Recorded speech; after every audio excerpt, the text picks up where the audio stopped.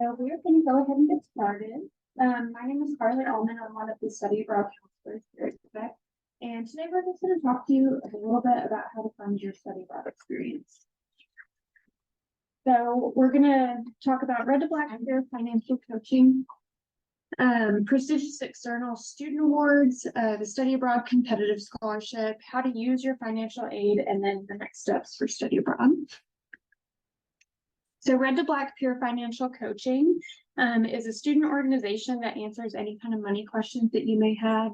This is really important for study abroad because you are going to another place where things may not cost the same amount as they would here. And so you really have to consider that whenever you're looking at your budget, because you may end up spending more than you would if you were here at home. They do individual coaching sessions to get students out of the red and the black, as they say. They have financial advocates, they have financial coaches, and they have a financial education team. So this is a really great way to get your budget all sorted out before you study abroad. Here is the information for Red to Black. If you want, you can take a picture of this, but you can email them, go to their website to get some help with that.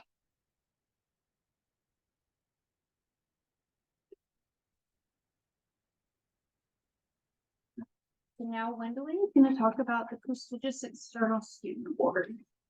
Thank you. Hi, everyone. My name is Wendeley Flores, and I'm going to tell you a little bit about our office first, and then kind of guide you on where to get started for scholarships for study abroad. So, our office is focused on helping students identify prestigious awards that are outside the university. We work with undergraduate students mostly, but sometimes graduate students for some specific awards. And so we provide help just setting up kind of a timeline. If we identify some awards, what is the timeline as far as applying for those awards? If it's still early, then how can we get you more competitive? So we look into things like what are your current academic accomplishments and what are the things that you need to do to get to that next level? Is there any research, undergraduate research that you might need to get involved with to help you stand out? Community involvement, community service projects, those kinds of things. And then, of course, leadership and involvement in student organizations to help you, again, stand out for those awards. Once you start an application process for a prestigious award, then we'll help you with the application process and provide a lot of guidance on essay writing. So these are a few of our study abroad prestigious awards that are highlighted there, but you have everything on this handout that I've given you. It's a front and back handout. We're going to start on the side that says competitive and merit-based awards. This is a starting point for you, so it's not an exhaustive list. There's plenty more awards out there that you could apply to, but these are the most common ones that we see students apply to, and so we try to definitely provide those that are well known, and then some ideas of other things you can look for that are examples on this list. So the first one on the competitive and merit-based, so there's no financial need component. It's just based on your GPA and your accomplishments. It's the TTU Study Abroad Competitive Scholarship. So of course you're going to hear about that in just a while. So you should all apply for that. The Honors College has a study abroad scholarship. So if you are a member of the Honors College, then you're eligible to apply for that. And then there's other things like Phi Kappa Phi. That is an honor society that you get invited to join. This one in particular does not require you to be a member of their society, but they do require that there is a chapter on your campus, which there is at TTU. And so if you have a 3.75 GPA or higher, you're automatically eligible to apply for this award. Golden Key is another one of those societies that you get invited to join. If you are invited to any honor societies, go to their websites and see what kind of scholarship funding they have for either study abroad or just regular semesters. So Golden Key is just an example of many honor societies out there. The National Society of Collegiate Scholars has a study abroad scholarship and a semester at sea scholarship. a couple of semesters ago, we had a student get a $10,000 semester at C award from NSCS. So definitely don't miss those opportunities. You're paying dues or you pay like a one-time fee, so you might as well take advantage of it. There's other examples here, like the Corinne Jeanine Schillings Foundation, which gives an award to a Girl Scout that has a silver or gold award. Okay. Well, you may not have been a Girl Scout, but you may have been an Eagle Scouts. So go to their website, see if they have something, or any type of leadership organization that you were a part of in your high school days. That's another example. Then you'll see a few other just random examples here. Go overseas, Tortuga Study Abroad, etc. Those are just awards that we Googled and found online. Okay. And there are things like that out there that you can just do a Google search and you can find more study abroad scholarships. The main thing that you need to keep in mind are two things. One, you should never provide your social security number to any scholarship. And two, you should never pay an application fee. If it asks for any of those two things, then it's probably a scam and you want to stay away from that. Okay, but there are legitimate small ones that you can look, like this Go Overseas award. I think it was like a photo essay contest. A student from our campus did this award, submitted it and got an easy $500. Okay, that helps, that adds up, right, to help pay for your study abroad. The next category is financial need awards, and one of those is listed up here because we push this award. It's a generous award, and it's we have tons of students on campus that are eligible to apply for it, and we want as many Red Raiders to get it as possible. So that's the Gilman Scholarship. This award can give up to $5,000 for study abroad, especially if you're doing a longer semester, and up to $8,000 if you're doing a critical need language, so studying things like Russian, Japanese, Chinese, those kinds of languages. So we will have an info session for the Gilman Award. You do have to be a Pell Grant recipient and a U.S. citizen to apply for that award. So if you meet those criteria, you can join us. Let's see, 11:30 and we're gonna have an info session about how to apply for that here in this room. Okay, so today at 11:30. Let's see. There's other awards there. Again, Fund for Education Abroad and Freeman Asia that also require a Pell Grant. So just make sure you look into those if you're eligible. Below that, you'll see two databases at Texas Tech. One is through the Study Abroad office. They have a nice little database that you can filter through, that you can find study abroad scholarships. You'll probably find all of these and many more. So please go to their website. And then you can also go to the TTU Scholarship Office. They have a database for external scholarships. So any scholarship outside of TTU, they've tried to compile that for students so that if you're eligible for something else, you can apply for it. On the back, you have language and cultural exchange awards.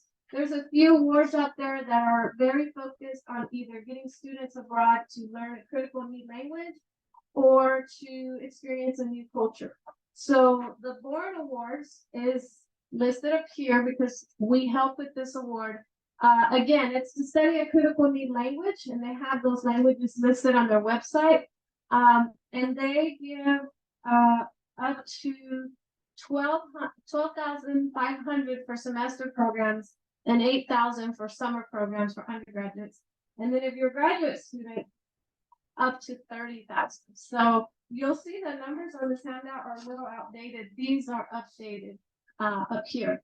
So they're pretty generous. We had a student who went to Japan and studied for a whole year in Japan. Okay. So it's a really cool program or a scholarship for you to go study abroad. So if that's something you're interested in, let us know and we'll help you with that. The Critical Language Scholarship is also on here. They're about to open their application and it will be due in November. This is to study a critical need language, and they have about 13 that are listed on their website. But I know they have Arabic, for example. I think they have Chinese, Japanese. Again, critical need languages, not Spanish, not Romance languages. If you win this award, it's a really nice program because it's fully funded. They're gonna pay for your airfare, they're gonna pay for your housing, they're gonna pay for your meals, okay? So it's a really nice program, it's already designed for you. I believe it's about 8 weeks. And they pick the location, so like if you're applying for Chinese, for example, they will have the locations that you would possibly go to, okay? And they have the program already laid out, so they already have like the lessons and everything that you're gonna do, the excursions, everything all laid out for you. So that's a really nice award because it's fully funded, and again, our office will help you with that. The last one up here is a Fulbright UK Summer Institute, which is also on this list. This is for students that have never been out of the country. Okay, that's what they're looking for. Students that have never been out and that want to go abroad, 3 to 4 weeks at a UK university. There's different universities that you can choose from. Right now, I think they have 5 options, but basically they're kind of categorized. Like some of them are more STEM focused, some of them are more focused on the humanities. The good thing about this is, again, if you get this one, it's fully funded, just like the one I just described. For this one, you can only apply as a first year or second year student. Once you're a junior, you're no longer eligible to apply. So this one's a nice one to apply to, just in case. And if you don't get it the first year, you can reapply the second year. Okay. There's also internship programs. So I gave one example here of the DAAD Rise Germany. Again, it's a summer internship to go abroad, and they provide a stipend for you to travel there and to live there while you're doing research. You do have to make sure that you're getting academic credit for study abroad for that to count for study abroad. So you'll have to talk to your study abroad advisors about that type of program. But I know there's other internship opportunities, so just make sure you're asking questions on those. There's a few study abroad search sites that are listed here. Studyabroad.com, for example. Go and look at those and see what scholarships are available there. And then some of the affiliate programs that you might apply to that that TTU has approved, they will also have their own individual scholarships that you can apply to. And then there's programs for after graduation. So let's say you go abroad and you love it. There's an opportunity to go abroad again after you get your bachelor's. You might want to go abroad for a year on a Fulbright to do research or get a 1-year master's. Or you may say, I want to go, serve, and I want to be in the Peace Corps for a couple years. That's another option. And so those are listed there for you to explore. So you have, like I said, a starting point, but this is not all. So here are some tips once you get the application process started on some of these scholarships. Don't put all your eggs in one basket, okay? Let's say you're Pell eligible and you are eligible for the Gilman, which gives up to $5,000, and you think, if I can get that, I'm covered. Okay, you apply for it, and then you decide that's all I'm going to apply for. What are the chances that you get that award? You may or may not. And then you don't have anything else to fall back on. So you want to apply to as many things as possible. Whether you think you have a great shot at one of them or not, apply to as many as possible, because that's going to guarantee more yeses. It takes a lot of applications to get a few yeses. Unfortunately, everybody's wanting the money, right, to go abroad. So you're competing with a lot of people. You want to apply as much as possible. You want to start early. You don't want to rush through your applications because, again, there's a lot of people applying. So if you have errors or if you have poor essays, they're going to toss you out because they have a better one in life. Okay, they have plenty of applications to choose from. Great essays win awards. So you want to make sure that your essays are solid, because that's going to be the meat of your application, and that's what's going to help you win the award. You want to sell yourself in your essays, be compelling and tell your story of what makes you unique. You don't want your essay to fit another person, right? You want to really stand out. You are going to have multiple drafts. So you're not just going to write it once and say, oh yeah, that's it, I'm turning it in and I'm going to win. No, you have to edit it. refine it, make it better. It's gonna take you a good 3 to 5, even 10 drafts, okay? It just depends how much effort you're putting into it and how good you want it. If you haven't heard of the Undergraduate Writing Center before, I encourage you to look that up. You pay a fee for the Writing Center in your tuition, so that's what helps our Writing Center exist. And you should take advantage of it. It's not just for essays for scholarships, it's for essays for assignments in your classes and things like that. So you definitely want to take advantage of the Writing Center. They're in Weeks Hall, which is across the way on the 3rd floor. And you can utilize their services up to 3 times a week, okay? You can set an appointment and go and take your essays and have a personal consultation with someone, or you can submit it online and they will put feedback on your essay and send it back to you, okay? So it really is up to you. But we have students that have won the Gilman, and the way they did it is by going to the Writing Center constantly and getting those essays refined. And the last tip is, if you don't apply, you can't win, okay? You have to apply. Excuse me.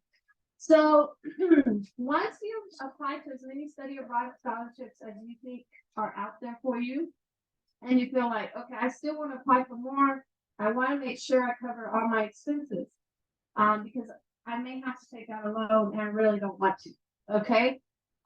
You want to start looking for funding outside of study abroad once you exhaust all possibilities, right? You want to start looking at awards based on your major, based on your background. If you're first generation, if you're from a ethnic minority, those kinds of things. Look for those, because let's say that you're going to study abroad in the summer of 2024, and you've applied for all these scholarships, but you're still not sure you're going to be covered, and you may have to get a loan. Then you have to look ahead and think, let's apply for more scholarships that will cover the fall spring of 24-25. And if I have excess scholarships in the fall spring, I can use the excess to pay back my loan, right? So basically build up your financial aid package for the next academic year, and then just pay back your loan if you have. So don't give up on just study abroad scholarships.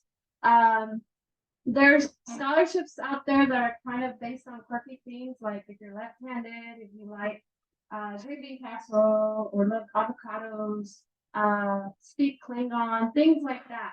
Look for anything that makes you unique and Google it. You will find something. Gamers, if you're a gamer, there's gaming scholarships. Think of your financial institutions or banking institutions, places where you worship, things like that. They may have scholarships. So apply for everything that you can. All right. Any questions that you might have for me? One final tip is, if you go to our website, which is listed at the bottom of the handout, you can actually get this list online, so that you can just click on links instead of having to type any of these URLs. Okay? Yes. Does the Bourne Awards do any Spanish speaking? I think actually they might. So just go to their website, because their list of critical need languages are very broad. So you can look on their website. Any other questions? Okay. Thank you.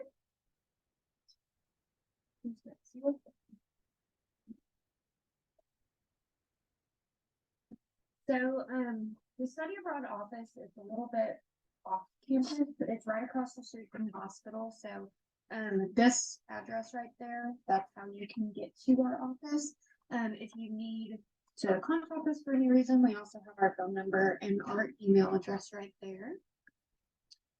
So the Study Abroad Competitive Scholarship is funded by the International Education Fee. So every semester, y'all will pay $4 into this fee.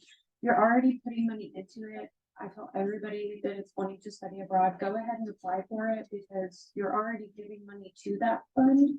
You might try to get that money back and be a great return on investment. So the study abroad competitive scholarship is awarded based on a committee of Texas Tech faculty and staff. And it is a competitive basis. So for short-term programs, you can get up to $500, and for semesters, you can get up to $6,000. So that is a pretty good chunk of change if you are looking for a program that is a little bit outside of the budget. To be eligible, you do have to be enrolled as a Texas Tech student and planning to study abroad on an approved program. There is a 2.7 minimum GPA requirement for undergraduates, 3.0 for graduate students, and 2.0 for school law students. Whenever you are getting ready to apply, you will apply to study abroad. You will apply for the scholarship the semester before you go. So right now, the scholarship for the intersession, spring break, and spring semester is currently open. Those close September 26th. For Maymester, summer, fall, and academic year, those will open in October and close February 1st. So when you're getting ready to apply for the scholarship, you'll go to our website, and under financial resources, you'll click on the study abroad competitive scholarship link. And then it'll pull up this full page right here, and you'll just click start application. Everything that you need to know and questions you have should be answered right here. It has instructions for how to fill out the application, advice for it, the application deadlines, and if you are trying to get your recommender to fill something out, they have some recommendations for that as well. So the application deadlines for spring break, intersession, and spring 2024 are due on September 26th. And you will be notified if you have received an award by October 11th. For Maymester, summer, and fall, those applications will open in October and they will close February 1st. And you'll be notified about 2 weeks after that as well. So there are 5 parts to this application. There's a questionnaire, a statement of purpose, unofficial transcripts, and then you'll need 2 recommendations. To get unofficial transcripts from Texas Tech, you'll go to your My Tech tab on RadarLink and go to Manage My Enrollment, Transcript, Unofficial Transcript, and then you'll just print it as a PDF, and that's what you'll submit in your application. When you are asking people to be your recommendation, we recommend that you ask them early and in person if possible. They are only doing electronic recommendations, so if you are getting a recommendation from a Texas Tech professor, you can just put their last name in this box right here and click search, and it'll pull up their information. If you are getting an individual who is not from Texas Tech, you'll fill out all of their information right here, and it will send them an email to fill out that recommendation for you. We know that if you ask your great aunt Ethel to be your recommendations, she's going to sing your praises. So whenever you are thinking of who to ask, we want you to make sure that it is appropriate for it. We want people who know you in an academic capacity. So Texas Tech professors, if you're a transfer or a new graduate, previous college professors, any kind of academic or student organization advisors, tutors, or high school teachers if you are a freshman. Please don't ask your friends, your roommates, your mom, your pastor, anything like that. They may have known you for years and years and years, but we want to make sure that they know you in that academic capacity. Like Wendell, or maybe one of them said earlier, this easy guide to study abroad scholarships is our database that has all the scholarships that we have been able to find. Under the financial resources tab, this is how you'll get to all of those external scholarships. Some scholarships that are just offered by the Office of International Affairs is the Buena Vista Endowed Scholarship, where you can get up to $3,000. And the Clinton Colgan Study Abroad Scholarship that is for students studying abroad at our center in Seville. And you can also get up to $3,000 with that as well. All right, and I'll pass that one over to you.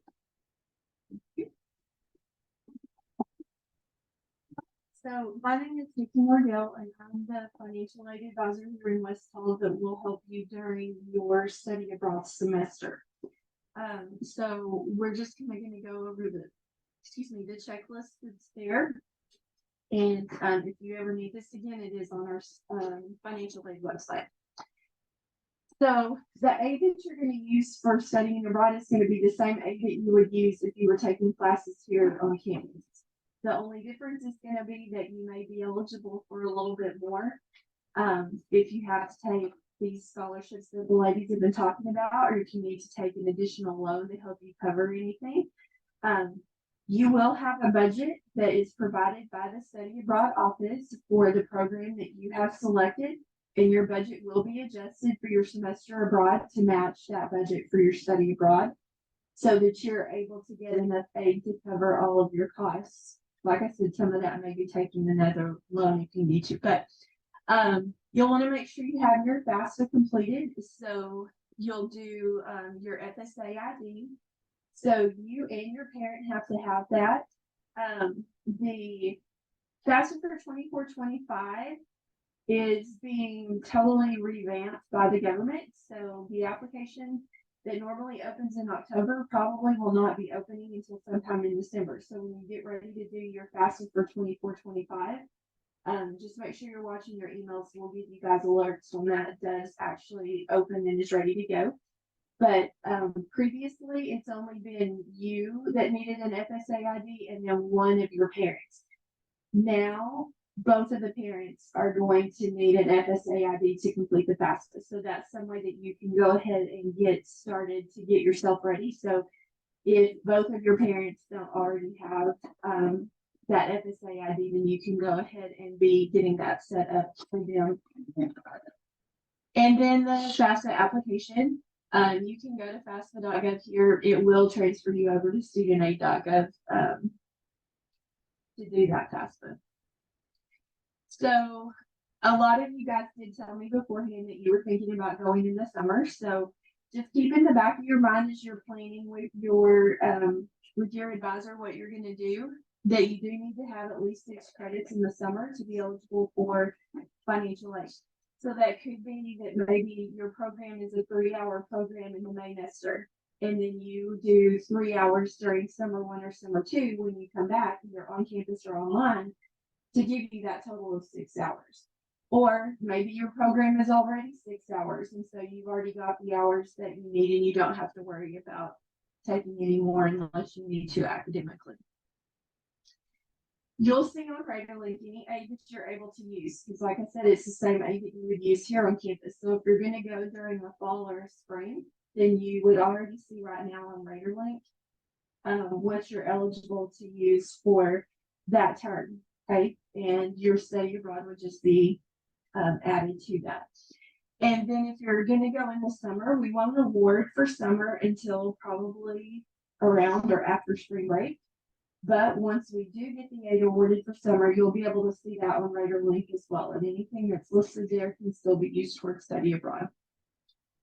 So you may not get as many scholarships as you wanted, like Wendy said. So definitely apply for as many as you can find, because free money is better than loans. But if you had to, you might need to think about some loans to help you cover any additional costs. And so those are listed on the other flyer there, as well as on our financial aid website. And so you can see on here that it shows that freshmen can get $5,500 in their student loans for the year, sophomores $6,500, and juniors, seniors $7,500. So that would be what you were awarded from filling out your FAFSA for fall spring. So if you're planning to go in the summer, if you use all of that loan money during fall and spring, then you don't have any loan money for us to award to you in the summer. But if you changed classification from a freshman to a sophomore or a sophomore to a junior, then you have that extra $1,000 for us to be able to offer to you in the summer. Or if you used your subsidized loan, but you didn't use your unsubsidized loan during the fall spring, then we could still give you your unsubsidized loan to use in the summer. So that may be kind of where you're starting. For those of you who receive Pell Grant, as long as you have the hour requirements for the summer, then you would still be eligible to have some Pell Grant that you could use in the summer as well. The next loan option would be that your parents can take a Parent Plus loan in their name on your behalf. And so your parents, if they apply for this Parent Plus loan and they get approved, they could take a loan for fall spring and then they could take a separate loan for summer. Summer is a separate loan term from fall spring, so you couldn't take like one big loan that covers fall spring and summer. They're separate, so it would be fall spring and then summer. So if your parents apply for the Parent Plus loan and they get approved, they can be approved for fall spring and again for summer. But one thing about the Parent Plus loan is if they have credit issues or debt to income ratio issues, if they apply for that Parent Plus loan and they get denied, then the government's going to give you an extra $4,000 on your unsubsidized loan while you're a freshman or sophomore, $5,000 while you're a junior or senior. So they can only be denied one time during the year though. So if they already did the Parent Plus loan for fall spring and got denied, you got that extra money on your unsubsidized loan. They can't get denied again in the summer because it's still the same school year. But they could be approved for both terms. The next option would be a college access loan that's through the state of Texas. It is for Texas residents. If you apply, that'll be a loan that's in your name. They're going to check your credit, and if you haven't built enough credit to be approved by yourself, then they're going to ask you for a cosigner. That could be a parent, but it doesn't have to be a parent because any adult that has credit that's willing to cosign for you. And then private education loans would be the other option. Those would be like with Sallie Mae, Discover, credit unions, different places like that. Interest with those are going to be all different. And so there is a tool on our website, on the financial aid website. When you go under private education loans, you'll see this fast choice tool. There's a link in the section for selecting a lender. And that fast choice tool is one that you can use to help you search for those different private lenders that might meet your needs. When you get in there, you'll be able to pick 5 lenders at a time, and it'll put their information side by side like a spreadsheet, so you can compare and see what their interest rates are, what types of loans they offer, and just all sorts of information about them as lenders. And so you can search as an undergraduate student, or if you're an international student, you can also put in that you're an international student, so you can see which lenders would meet your specific needs. With any of those loan options, you can get up to your full cost of attendance. So like I said, your budget's going to be adjusted for your semester that you go abroad to match your study abroad budget. So if that means that you haven't gotten enough awarded from your FAFSA or from the scholarships, you could still take one of these loans up to your full cost of attendance. So also another thing to kind of keep in mind is that, so right now we're in fall spring. When we look on RadarLink right now, we can see what our cost of attendance is for fall spring. If you subtract the aid that you've already received, if you still have an amount remaining, that amount is the amount that you could take in one of these loans if you needed to. So if you were needing to take another loan, maybe during the spring semester, if you're going to go in the summer, you could take an additional loan up front. So then you have money to help you buy your plane ticket, pay your deposit, make sure if you have to have a visa, you've got the money to pay for that. Any of the things that you might need up front, if you still got eligibility during the fall spring and you know you need a loan, you might look at taking your loan early instead of taking your loan in the summer, where you wouldn't get the money until 10 days before classes start here on campus. You may already be gone. So you've got that to where you can kind of play around with that eligibility to decide, okay, do I need to take my loan early, or do I want to take it to where I might get the money when I'm already out of the country?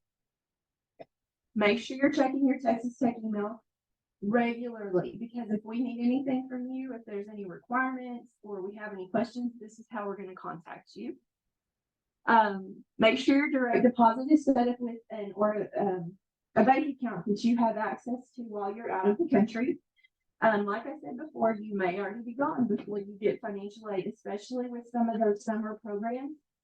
because we can't disperse aid until 10 days before classes start here on campus. So depending on the dates of your program, you may already be out of the country before we pay financial aid to your account and get your refund to you. So you want to make sure you have access to that refund while you're gone. And if you need to change your direct deposit account, you can do that on Regular Link through Student Business Services. Okay, and then scholarships, which really we've pretty much covered most of that. All of that that's down here at the bottom of this screen are the websites where you can go to. And I'm pretty sure Wendeley covered all of those in what she talked about. But the scholarships website does have a database of scholarships that current students have received before. The study abroad website, that's where Carly showed you that easy guide to scholarships. The PESA website, that's Wendeley's website that was on the flyer she handed you earlier. And then she did talk about the Google as well. I've been on commercials. I've been hearing Downey and Tide talk about that they've got scholarships that are available. So, you know, look into things like that. Dr. Pepper, Coca-Cola, big organizations like that, a lot of times will also have scholarships that you can look into as well. And then if you have a merit scholarship from the university, then that merit scholarship will pay if you're going abroad during fall or spring, but there's not a summer stipend on those merit scholarships. But if you do receive waivers that pay maybe out of state tuition because you receive a scholarship, you would still receive the waivers in the summer if you're paying your tuition to Texas Tech to cover the out of state tuition on there. If you have adoption waivers or foster care, military exemptions, disability waivers, those things will still pay as long as you're paying your tuition to Texas Tech. On the military benefits, you do want to check with the MVP office if you receive military benefits, because there are specific regulations tied to those military benefits as to whether you can use them for study abroad or not. And so the MVP office is going to be able to take a look at your budget and tell you if you can use your aid, exactly what it would cover and what it would pay. So if you have those benefits, make sure that you're checking in with the MVP office to see if and what you can use those for. All right, so my email is here. I can help you with your study abroad semester, like I said, and I can meet with you if you need to the semester before you're going to go abroad. But we need to already have your budget for the program that you have decided that you're going to go on. That way we can have a good conversation about, you know, here's what you have, here might be what you need to do. If we don't have your budget, I really can't give you more information than what I told you today. So I'm going to turn it back to Carly. She's got just a few more slides to get us through, and then we'll be around for questions. So the study abroad applications for spring and spring break coming term are due on October 2nd. So if you are waiting until the very end of September and thinking, you know what, I really think I want to study abroad in spring, it may be too late. So go ahead and start planning as early as you can. Even if you think that you might want to do it, but you're not sure, I'd go ahead and just start an application so you're at least in the process. For Maymester and summer, those deadlines are going to be February 12th of this next term. So they will open in October and then they will be due in February. I've given you a little bit of information about study abroad, but I want to introduce you to our team because it will depend on who you meet with. Whitney Longnecker is our director of study abroad. Adriana Ward and Bethany Kwitzky are both assistant directors. Adriana works very closely with the faculty-led programs. So any program that is faculty-led, she works with the instructor to get all the details sorted out. Bethany Kwitzky is the assistant director of advising. So she does a lot of advising right now. But she basically advises all programs that are not in Europe right now. Lana Sheldon is the administrator of the Texas Tech Center in Seville. So all of the Texas Tech Seville campus programs, she is the administrator for. I am the counselor. I'm losing my mind today. I am the counselor for programs in Europe outside of Spain and Spain. And Natalie Gomez is our program coordinator. She assists a lot with faculty-led programs. These are just some testimonials from some students who have gone abroad. We really encourage anybody who is even interested in it to go ahead and do that. I studied abroad when I was in college in Germany. I spent the summer there, and it was one of the best experiences I've ever had. I was able to learn the language. I got to learn a lot about myself as well. You have to learn how to be adaptable if you don't know where you are and you don't know how to speak the language. You kind of have to figure it out.